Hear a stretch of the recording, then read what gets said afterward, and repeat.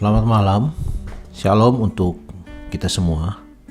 Mari kita renungkan firman Tuhan dengan judul Cara Allah memberikan dirinya kepada kita sekarang ini.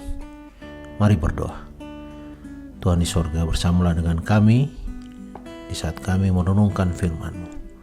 Inilah permohonan kami di dalam nama Yesus Kristus, kami sudah berdoa. Amin. Ayat renungan diambil dari Yohanes pasal 14 ayat 28. Firman Tuhan berkata, "Kamu telah mendengar bahwa aku telah berkata kepadamu, aku pergi tetapi aku datang kembali kepadamu. Sekiranya kamu mengasihi aku, kamu tentu akan bersukacita karena aku pergi kepada Bapa-Ku, sebab Bapa-Ku lebih besar daripada aku." Kuburan John I. Tai di kaki bukit Sufa selalu bersih dan menarik. Kematiannya di Fiji adalah salah satu kisah terbesar misi Advent. Ia seorang anggota awam yang merencanakan untuk memberikan kabar Advent kepada turunan pemberontak Bounty. Ia tiba di Pitcairn pada bulan Oktober tahun 1886. Ia telah berhasil mengubah sejarah Pulau Pitcairn dalam waktu 3 bulan. Seluruh penduduk pulau itu menerima hari Sabat. Mereka masih tetap setia sampai sekarang ini.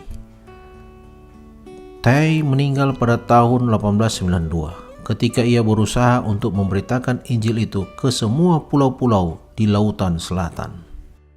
Semua ujian intelijensia dan penilaian kesanggupan bekerja yang berhasil mengukur kesanggupan seseorang bagi dunia ini. Yesus menunjukkan perubahan di dalam diri orang yang masuk ke dalam kerajaan Allah. Ia mengatakan bahwa diri kita sekarang ini berbeda daripada keadaan kita nanti.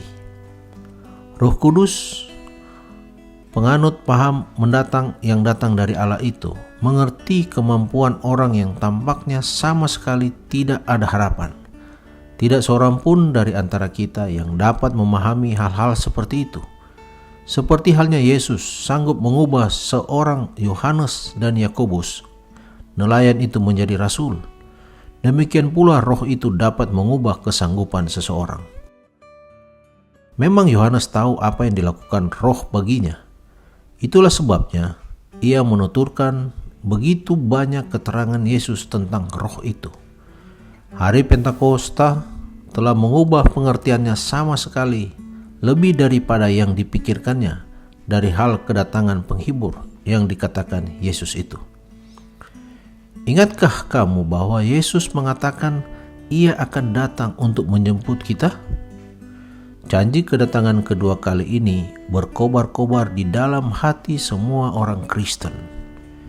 Yesus datang juga dalam cara yang lain. Ia datang melalui Roh Kudus. Hanya memikirkan kedatangan Yesus yang kedua kali dan melupakan kedatangannya dalam roh berarti mengalpakan salah satu karunia Allah yang terbesar. Roh itulah yang membuat anggota-anggota jemaat menjadi Yohanes dan Tai. Ialah yang mewujudkan kehendak Yesus agar karunia dan buah-buah roh itu nyata dalam diri murid-muridnya. Roh tidak mengambil alih kedudukan Yesus, melainkan ialah yang membuat Yesus itu berada di antara kita. Begitu banyak hal yang telah dilakukan Yesus bagi umatnya dan bagi dunia yang melarat ini. Ia pun akan melakukan perkara-perkara besar bagi kita apabila roh itu datang untuk menyegarkan dan memberkati kita. Bukan saudara yang menggerakkan Roh Kudus itu, melainkan Roh Kudus itulah yang harus menggerakkan saudara. Dikutip dari buku Testimonies for the Church, jilid 2, halaman 57. Mari berdoa. Bapa di surga, terima kasih oleh karena pemberian Roh Kudus kepada kami untuk menuntun kami dalam setiap langkah hidup kami ini. Terima kasih Tuhan untuk pemberian-Mu ini, dan biarlah kami terus berjalan dalam kebenaran sampai Yesus datang. Bersamalah dengan kami malam hari ini Tuhan, di dalam nama Yesus Kristus kami sudah berdoa. Amin.